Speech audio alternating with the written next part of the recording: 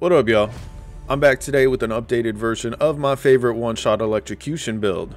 It's got more damage and defenses built in, as well as a stronger combination to the support gems in the passive tree. I've turned it into two variants of the same build, one for regular DPS gameplay and one for farming. This farming variant is still my favorite build for the Witch Hunter because it makes most in-game maps easier to handle with extremely high magic find and low defense stats. With this build, I'll also be joining Mobalytics as well, so feel free to check that link out in the description. If coming from the website, I'll be showing gameplay and going into more depth with the build here. Here's an overview. Both variants use 3 active skills and 3 passive skills.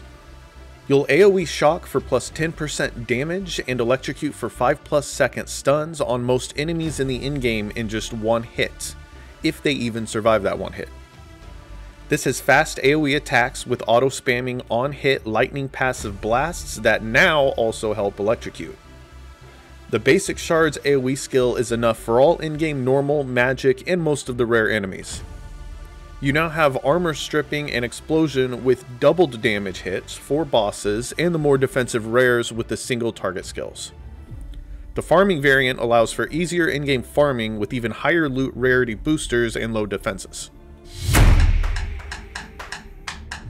So there's 2 variants. DPS is the default and it uses acrobatics for a focus with evasion. Now the second one is the farming build, and that's used to farm in-game maps and has extremely low defenses with high rarity boost. Due to the focus on rarity with equipment and low evasion, we do lean more on the damage and the CC. I will revisit this later to try to see if I can make this viable with high evasion to fall back on, but for now that's not the case. However, thanks to the high DPS and immediate electrocution on any surviving enemies you may have, you won't usually have too much trouble as long as you aren't careless. My current rarity build has almost 400% boost for the drops now. The DPS build uses 2 unique items. The Kiriko's current gloves are mandatory, while the Ingenuity utility belt is entirely optional. The belt will be able to massively increase damage or whatever else you need on your rings. I use it primarily for an extra 146% lightning damage and an extra flat damage stats. My plus 80% ring boost cost me about 37 divine. If you cannot afford it, this build will still be great and it will still give you a goal to either farm for or trade for one for even greater gains later.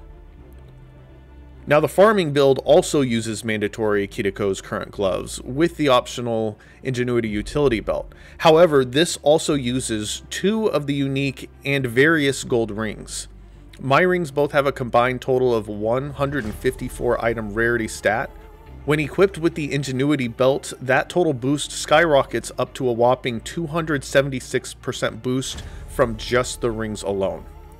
The downside is that the rings destroy your elemental resistances. Just get the best non-unique rarity boost you can for the rest of your set. This variant doesn't use the acrobatics passive due to the focus on gear being rarity boosts and low overall evasion. You will be relying on the little bit of extra evasion, armor, and the Witch Hunter shield skills working together to help survive and prevent one-shots on the occasion you do take damage. Now I can easily farm most in-game level 80 maps in negative 80 through 100% resistances with this build.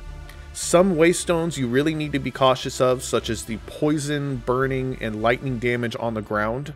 As long as you're not careless, and you should be easily farming up to at least 500% plus rarity boosted maps with the waystones. If you find you're struggling in some way just to replace pieces of your rarity set one at a time to offset what you're struggling with. All 3 of the variants for this build use the same skills. I placed the support gems in order from most to least important from left to right for the players without maxed slots. Now Galvanized Shards is the main AoE for mobbing. Your attacks will almost guarantee both shock and electrocution on hit.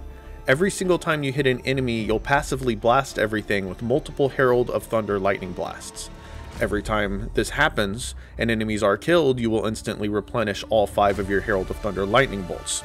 Think of it as this big pyramid scheme and you're selling to these poor bastards. The enemies you kill off help you out at the top in an endless cycle loop. Now, galvanized shards will be able to easily handle all normal magic and most of the rare enemies by itself in this build. If you encounter a high defense rare, then you do have high velocity rounds to take it out easier. For bosses, you can break the armor first with armor piercing rounds, and then hit them with high velocity rounds to consume the armor break and double your damage with that shot if you prefer.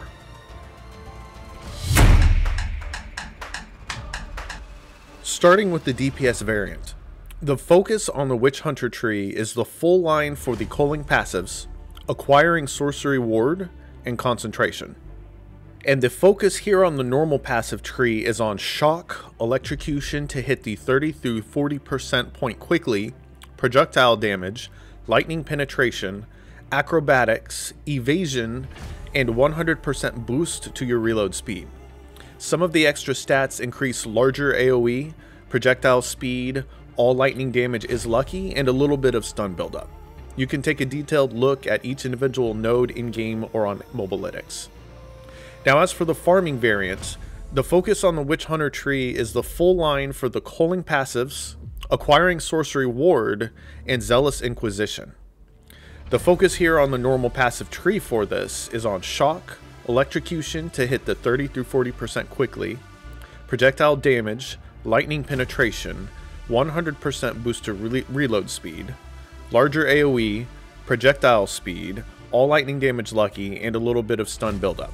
Again, you can take detailed looks at each individual node in-game or on Mobalytics. They have the entire thing there for you to scroll around on.